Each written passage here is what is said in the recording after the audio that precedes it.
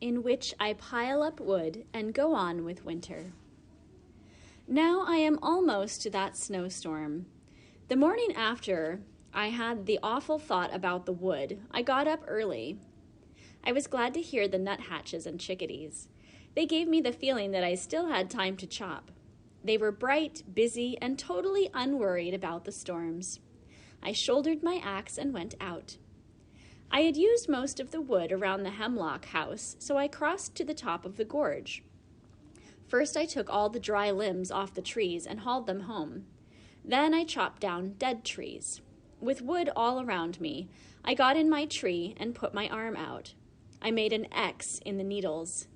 Where the X lay, I began stacking wood. I wanted to be able to reach my wood from the tree when the snow was deep. I piled a big stack at this point. I reached out the other side of the door and made another X. I piled wood here. Then I stepped around my piles and had a fine idea. I decided that if I used up one pile, I could tunnel through the snow to the next and the next. I made many wood piles leading out into the forest. I watched the sky. It was as blue as summer, but ice was building up along the waterfall at the gorge. I knew winter was coming, although each day the sun would rise in a bright sky, and the days would follow cloudless. I piled more wood. This is when I realized that I was scared. I kept cutting wood and piling it like a nervous child biting his nails. It was almost with relief that I saw the storm arrive. Now I am back where I began. I won't tell it again.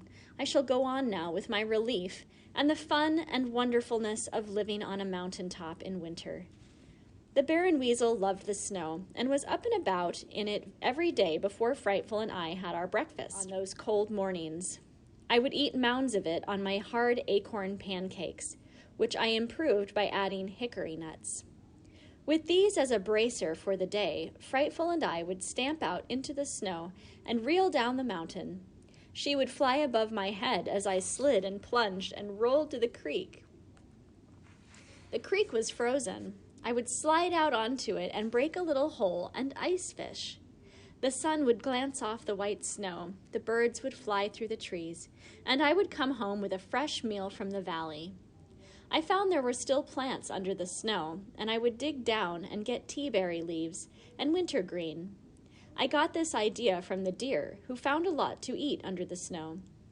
I tried some of the mosses they liked, but decided moss was for the deer. Around 4 o'clock, we would all wander home. The nuthatches, the chickadees, the cardinals, Frightful, and me. And now came the nicest part of wonderful days. I would stop in the meadow and throw Frightful off my fist. She would wind into the sky and wait above me as I kicked the snow-bent grasses.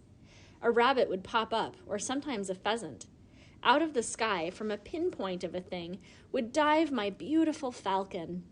And oh, she was beautiful when she made a strike. All power and beauty. On the ground, she would cover her quarry. Her perfect feathers would stand up on her body, and her wings would arch over the food. She never touched it until I came and picked her up. I would go home and feed her, then crawl into my tree room, light a little fire on my hearth, and Frightful and I would begin the winter evening. I had lots of time to cook and try mixing different plants with different meats to make things taste better, and I must say I originated some excellent meals. When dinner was done, the fire would blaze on. Frightful would sit on the footpost of the bed and preen and wipe her beak and shake. Just the fact that she was alive was a warming thing to know.